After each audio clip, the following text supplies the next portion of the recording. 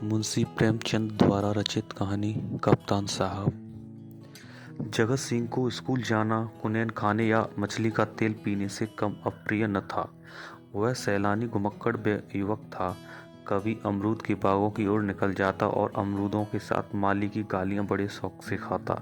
कभी दरिया की सैर करता और मल्लाहों की डोंगियों में बैठकर उस पार के देहातों में निकल जाता। गालियां खाने में उसे मजा आता था। गालियां खाने का कोई अवसर वह हाथ से न जाने देता। सवार के घोड़े के पीछे ताली बजाना, एक्कों को पीछे से पकड़कर अपनी ओर खींचना, बूढ़ों की चाल की नकल करना उसके मनोरंजन के विषय थे। आलसी काम तो नहीं करता पर दुर्व्यसनों का दास होता है और दुर्व्यसन धन के बिना पूरे नहीं होते। जगत सिंह को जब अवसर मिलता घर से रुपए उड़ा ले जाता। नकद न मिले तो बर्तन और कपड़े उठा ले जाने में भी उसे संकोच न होता। घर में शीशियाँ और बोतलें थीं, वह सब उसने एक एक करके गुदड़ी बाजार पहुंचा दी। पुराने दिनों की कितनी चीज़ें घर में पड़ी थीं, उसके मारे एक भी न बची। इस कला में ऐसा दक्ष और निपुण था कि उसकी चतुराई पटुता पर आश्चर्य होता था। एक बार बाहर केवल कार्निसों के सहारे अपने 2 मंजिला मकान की छत पर चढ़ गया और ऊपर ही से पीतल की एक बड़ी थाली लेकर उतर आया। घर वालों को आहट तक न मिली। उसके पिता ठाकुर भक्त सिंह अपने कस्बे के डाकखाने के मुंशी थे। अफसरों ने उन्हें शहर का डाकखाना बड़ी दौड़ धूप करने पर दिया था, किंतु भगत सिंह जिन इरादों से यहाँ आए थे उनमें एक भी पूरा न हुआ। उल्टी हानि यह हुई कि देहातों में जो भाजी साग उपले ईंधन मुफ्त मिल जाते थे वह सब यहाँ बंद हो गए। यहाँ सबसे पुराना घराव था, न किसी को दबा सकते थे न सता सकते थे। इस दुर्वस्था में जगत सिंह की हथपलकियाँ बहुत अखरती। उन्होंने कितनी ही बार उससे बड़ी निर्दयता से पीटा। जगत सिंह भीमकाय होने पर भी चुपके से मार खा लिया करता था। अगर वह अपने पिता के हाथ पकड़ लेता तो वह हिल भी नहीं सकते। पर जगत सिंह इतना सीना जोर न था। हाँ, मारपीट घुड़की धमकी किसी का भी उस पर असर न होता था। जगत सिंह ज्यों ही घर में कदम रखता चारों ओर कांव कांव मच जाती। माँ दूर दूर करके दौड़ती, बहनें गालियां देने लगती मानो घर में कोई सांड घुस आया हो। बेचारा उल्टे पांव भागता, कभी कभी 2-2 3-3 दिन भूखा रह जाता। घर वाले उसकी सूरत से जलते थे। इन तिरस्कारों ने उसे निर्लज्ज बना दिया था। कष्टों के ज्ञान से वह निर्द्वंद सा हो गया था। यहाँ नींद आ जाती वहीं पड़ा रहता, जो कुछ मिल जाता वही खा लेता। ज्यों ज्यों घर वालों को उसकी चोर कला के गुप्त साधनों का ज्ञान हो जाता था वे उससे चौकन्ने होते जाते थे। यहाँ तक कि एक बार पूरे महीने भर तक उसकी दाल न गली। चरस वाले के कई रुपए ऊपर चढ़ गए। गांजे वाले धुआंधार तकाजे करने शुरू किए। हलवाई कड़वी बातें सुनाने लगा। बेचारे जगत का निकलना मुश्किल हो गया। रात दिन ताक झांक में रहता पर घात न मिलती थी। आखिर एक दिन बिल्ली के भागों छींका टूटा। भगत सिंह दोपहर को डाकखाने से चले तो एक बीमा रजिस्ट्री जेब में डाली। कौन जाने कोई हरकारा या डाकिया शरारत कर जाए, किंतु घर आए तो लिफाफे को अचकन की जेब से निकालने की सुध न रही। जगत सिंह तो ताक लगाए हुए था ही। पैसे के लोभ से जेब टटोली तो लिफाफा मिल गया। उस पर कई आने के टिकट लगे थे।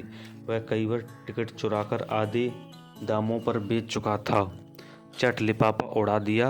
यदि उसे मालूम होता कि उसमें नोट हैं तो कदाचित वह न छूता, लेकिन जब उसने लिफाफा फाड़ डाला तो उसमें से नोट निकल पड़े तो वह बड़े संकट में पड़ गया। वह फटा हुआ लिफाफा गला फाड़ फाड़ कर उसके दुष्कृत्यों को धिक्कारने लगा। उसकी दशा उस शिकारी की सी हो गई जो चिड़ियों को शिकार करने जाए और अनजान में किसी आदमी पर निशाना मार दे। उसके मन में पश्चाताप था, लज्जा थी, दुख था, पर उसे भूल का दंड सहने की शक्ति न थी। उसने नोट लिफाफे में रख दिए और बाहर चला गया। गर्मी के दिन थे। दोपहर को सारा घर सो रहा था पर जगत की आंखों में नींद न थी। आज उसकी बुरी तरह कुंदी होगी, इसमें संदेह न था। उसका घर पर रहना ठीक नहीं। 10-5 दिन के लिए उसे कहीं खिसक जाना चाहिए। तब तक लोगों को क्रोध शांत हो जाता, लेकिन कहीं दूर गए बिना काम न चलेगा। बस्ती में वह कई दिन तक अज्ञातवास नहीं रह सकता। कोई न कोई जरूर ही उसका पता बता देगा और पकड़ लिया जाएगा। दूर जाने के लिए कुछ न कुछ खर्च तो पास होना ही चाहिए। क्यों न वह लिफाफे में से एक नोट निकाल ले। यह तो मालूम ही हो जाएगा कि उसी ने लिफाफा फाड़ा है, और फिर एक नोट निकाल लेने में क्या हानि है। दादा के पास रुपए तो हैं ही, जक मार कर दे देंगे। यह सोचकर उसने 10 रुपए का एक नोट उड़ा लिया, मगर उसी वक्त उसके मन में एक नई कल्पना का प्रादुर्भाव हुआ। और यह सब रुपए लेकर किसी दूसरे शहर में कोई दुकान खोल ले तो बड़ा मज़ा हो। फिर एक एक पैसे के लिए उसे चोरी नहीं करनी पड़े। कुछ दिनों में बहुत सा रुपया जमा करके घर आएगा तो लोग कितने चकित हो जाएंगे। उसने लिफाफे को फिर निकाला। उसमें कुल 200 रुपए के नोट थे। 200 में दूध की दुकान खूब चल सकती है। आखिर मुरारी की दुकान में 2-4 कड़ाह और 2-4 पीतल के थालों के सिवा और है क्या। लेकिन कितने ठाठ से रहता है, रुपयों की चरस उड़ा देता है। एक एक दाव पर 10-10 रुपये रख देता है। नफा न होता तो वह ठाठ कहाँ से निभाता। इस आनंद कल्पना में वह इतना मग्न हुआ कि उसका मन उसके काबू से बाहर हो गया, जैसे प्रवाह में किसी के पांव उखड़ जाएं और वह लहरों में बह जाए। उसी दिन शाम को वह मुंबई चल दिया। दूसरे ही दिन मुंशी भक्त सिंह पर गबन का मुकदमा दायर हो गया। मुंबई में किले के मैदान में बैंड बज रहा था और राजपूत रेजिमेंट के सजीले सुंदर जवान कवायद कर रहे थे। जिस प्रकार हवा बादलों को नए नए रूप में बनाती और बिगाड़ती है, उसी बात सेना का नायक सैनिकों को नए नए रूप में बना बिगाड़ रहा था। जब कवायद खत्म हो गई तो एक चरहरी ढील का युवक नायक के सामने आकर खड़ा हो गया। नायक ने पूछा, क्या नाम है? सैनिक ने फौजी सलाम करके कहा, जगत सिंह। क्या चाहते हो? फौज में भर्ती कर लीजिए। मरने से तो नहीं डरते? बिल्कुल नहीं, राजपूत हूँ। बड़ी कड़ी मेहनत करनी पड़ेगी? इसका भी डर नहीं। अदन जाना पड़ेगा। खुशी से जाऊंगा। कप्तान ने देखा बला का हाजिर जवाब। मन चला, हिम्मत का धनी जवान है, परंतु फौज में भर्ती कर लिया। तीसरे दिन रेजिमेंट अदन को रवाना हुआ, मगर ज्यों ज्यों जहां जाके चलता, जगत का दिल पीछे रह जाता था। जब तक जमीन का किनारा नजर न आता, वह जहाज के डेक पर खड़ा अनुरुक्त नेत्रों से उसे देखता रहा। जब वह भूमि तट जल में विलीन हो गया तो उसने एक ठंडी सांस ली और मुंह ढांपकर रोने लगा। आज जीवन में पहली बार उसे प्रियजनों की याद आई। वह छोटा सा अपना कस्बा, वह गांजे की दुकान, वह सैर सपाटे, वह सुहृद मित्रों के जमघट आंखों में फिरने लगे। कौन जाने फिर कभी उनसे भेंट होगी या नहीं। एक बार वह इतना बेचैन हुआ कि जी में आया पानी में कूद पड़े। जगत सिंह को अदन में रहते 3 महीने गुजर गए। भांत भांत की नवीनताओं ने कई दिन तक उसे मुक्त किए रखा, लेकिन पुराने संस्कार फिर जागृत होने लगे। अभी कभी उसे स्नेहमयी माता की याद आने लगी, जो पिता के क्रोध, बहनों के धिक्कार और स्वजनों के तिरस्कार में उसकी रक्षा करती थी। वह दिन आया जब एक बार वह बीमार पड़ा था। उसके बचने की कोई आशा न थी, पर न तो पिता को उसकी चिंता थी, न बहनों को। केवल माता थी, जो रात ही रात उसके सराहने बैठी अपनी मधुर स्नेहमयी बातों से उसकी पीड़ा शांत करती रही थी। उन दिनों कितनी बार उसने उस देवी को नीरव रात्रि में रोते देखा था। वह स्वयं रोगों से जीर्ण हो रही थी, लेकिन उसकी सेवा शुश्रूषा में वह अपनी व्यथा को ऐसे ही भूल गई थी मानो उसे कोई कष्ट ही नहीं। क्या उसे माता के दर्शन फिर होंगे? वैसी क्षोभ और नैराश्य में समुद्र तट पर चला जाता और घंटों अनंत जल प्रवाह को देखा करता। कई दिनों उसे एक पत्र भेजने की इच्छा हो रही थी, किंतु लज्जा और गिलानी के कारण वह टालता जाता था। आखिर एक दिन उससे रहा न गया। उसने पत्र लिखा और अपने अपराधों के लिए क्षमा मांगी। पत्र आदि से अंत तक भक्ति से भरा हुआ था। अंत में उसने इन शब्दों से अपनी माता का आश्वासन दिया था, माताजी, मैंने बड़े बड़े उत्पात किए हैं, आप लोग मुझसे तंग आ गई थी। मैं उन सारी भूलों के लिए सच्चे हृदय से लज्जित हूँ और आपको विश्वास दिलाता हूँ कि जीता रहा तो कुछ न कुछ करके दिखाऊंगा। तब कदाचित आपको मुझे अपना पुत्र कहने में संकोच न होगा। मुझे आशीर्वाद दीजिए कि अपनी प्रतिज्ञा का पालन कर सकूं। यह पत्र लिखकर उसने डाकखाने में छोड़ा और उस दिन से उत्तर की प्रतीक्षा करने लगा, किंतु 1 महीना गुजर गया, कोई जवाब न आया। उसका जी घबराने लगा। जवाब क्यों नहीं आता? कहीं माताजी बीमार तो नहीं हैं? शायद दादा ने क्रोधवश जवाब न लिखा होगा। कोई और विपत्ति तो नहीं आ पड़ी? कैंप में एक वृक्ष के नीचे कुछ सिपाहियों ने शालिग्राम की एक मूर्ति रख जोड़ी थी। कुछ श्रद्धालु सैनिक रोज उस प्रतिमा पर जल चढ़ाया करते थे।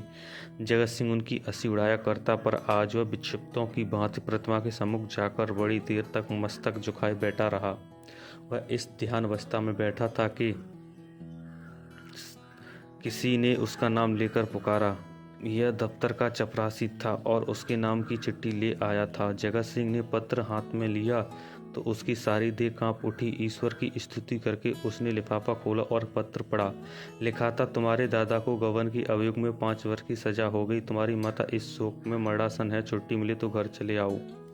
जगत सिंह ने उसी वक्त कप्तान के पास जाकर कहा, हुजूर मेरी माँ बीमार है, मुझे छुट्टी दे दीजिए। कप्तान ने कठोर आंखों से देखकर कहा, अभी छुट्टी नहीं मिल सकती, तो मेरा इस्तीफा ले लीजिए। अभी इस्तीफा नहीं लिया जा सकता, मैं अब एक क्षण नहीं रह सकता, रहना पड़ेगा। तुम लोगों को बहुत जल्द लाम पर जाना पड़ेगा। लड़ाई बिछ गई, तब मैं घर नहीं जाऊंगा। हम लोग कब तक यहाँ से जाएंगे? बहुत जल्द, 2 ही 4 दिनों में। 4 वर्ष बीत गए। कैप्टन जगत सिंह का सा योद्धा उस रेजिमेंट में नहीं है। कठिन अवस्थाओं में उसका साहस और भी उत्तेजित हो जाता है।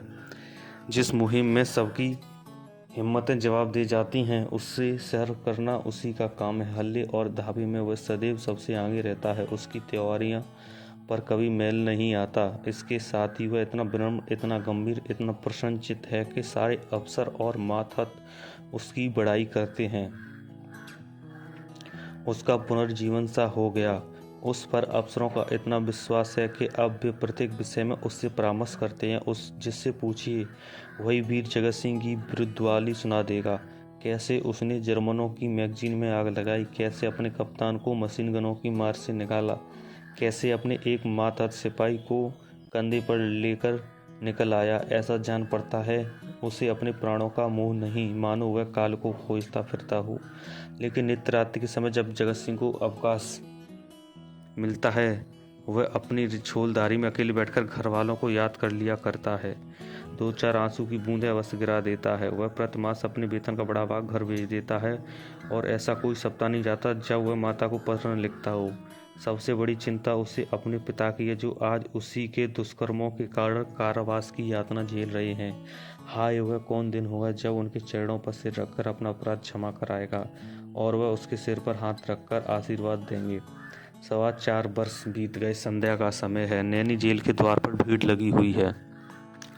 कितने ही कैदियों की मियाद पूरी हो गई। उन्हें लिवा जाने के लिए उनके घरवाले आए हुए हैं, किंतु बूढ़ा भक्त सिंह अपनी अंधेरी कटोरी कोठारी में सिर झुकाए उदास बैठा हुआ है। उसकी कमर झुककर कमान हो गई है, देह अस्थि पंजर मात्र रह गई है।